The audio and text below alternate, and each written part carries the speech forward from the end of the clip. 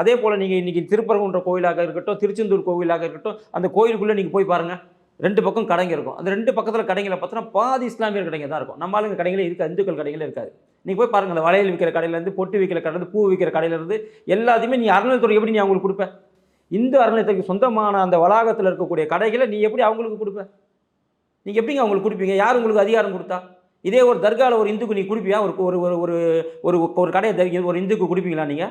எத்தனை தர்கால இன்னைக்கு கடைய வாடகை விட்டுருக்காங்க. அது யாராச்சும் ஒரு இந்துக்கு நீ கடை குடுத்துருக்கியா? முழுக்க முழுக்க இஸ்லாமியர் கடைங்க தான் இருக்கும். ஆனா அறநிலையத்துறை சொந்தமான அந்த கோவில்ல பார்த்தீங்கன்னாக்கா, நீங்க போய் பாருங்க. நீங்க நாளைக்கு கூட போய் பாருங்க. சமயபுரம் கோயிலாக இருக்கட்டும், திருச்செந்தூர் கோயிலாக இருக்கட்டும், மதுரை மீனாட்சி அம்மன் கோயிலாக இருக்கட்டும், எல்லா கோயிலுமே குறைஞ்சபட்சம் 10 கடையாச்சும் இஸ்லாமியர் கடை இருக்கு.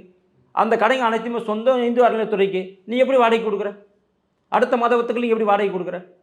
அப்ப இந்த கேள்வி வருமா வராதா? அப்ப நீ அறநிலையத்துறை அமைச்சரா இருந்து என்ன பிரயோஜனம்? இத கூட உன்னால பார்க்க முடியும்னு சொன்னா, நீ எப்படி இந்து அறநிலையத்துறை அமைச்சரா இருக்க முடியும்? அதுதான் சார் மத நல்லிணக்கத்துக்கு ஒரு எடுத்துக்காட்டு.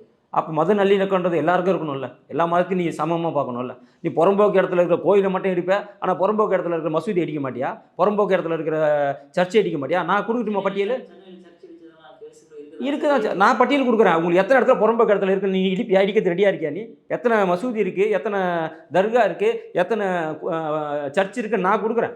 நீங்க இடிக்கிறதுக்கு ரெடியா இருக்கீங்களா? புறம்போக்கு இடத்துல எத்தனை இருக்கு நான் குடுக்குற லிஸ்ட் நீ இடிக்கிறதுக்கு ரெடியா இருக்கியா? ஆனா ஒரு இந்து கோவில் இருந்தா மட்டும் அது புறம்போக்கு இடத்துல இருக்குன்னு சொல்லிட்டு இடிக்கிறியே. ஏன் ஒரு சர்ச் இடிக்க மாட்டேங்கிற? 200க்கும் மேல நீ கோவில் இடிச்சிருக்கிற. எத்தனை சர்ச் இடிச்சிருக்க புறம்போக்கு இடத்துல இருக்கிறத? எத்தனை மசூதி நீ இடிச்சிருக்க சொல்லுங்க பார்க்கலாம். நானு அனைத்து தேவாலயம் நான் மசூதி இடி, உன்னை சர்ச்சை இடின்னு சொல்லல. நீ எதையுமே இடிக்காதங்கிறேன். இது எல்லாமே மக்கள் வழிபடக்கூடிய ஒரு முக்கியமான விஷயங்கள். ரொம்ப பிரச்சனைக்குரிய இடமா இருந்தா நீங்க அதில கை வைங்க. ஒண்ணுமே இல்லாத பிரச்சனைக்குரிய இடமா இருந்தாக்க இப்ப டிஆர் பாலு சொன்னாரு தெரியுங்களா? தேர்தல் பிரச்சாரத்தில.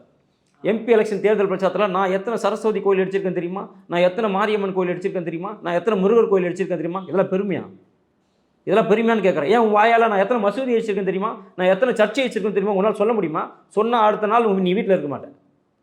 உன் வீட்ல பெட்ரோல் பம்ப் போடுவான். அப்போ இந்துக்கள் என்ற இளிச்சவாய மற்ற மதம்னாக்கா உனக்கு பயப்படுற இந்துக்கள் மட்டும் இளிச்சவாயனா? இது அத்தனை காலத்துக்கு நீ இப்படியே எங்களை வந்துட்டு நீங்க நசுக்கி நசுக்கி நீங்க வச்சிருப்பீங்க எங்களை.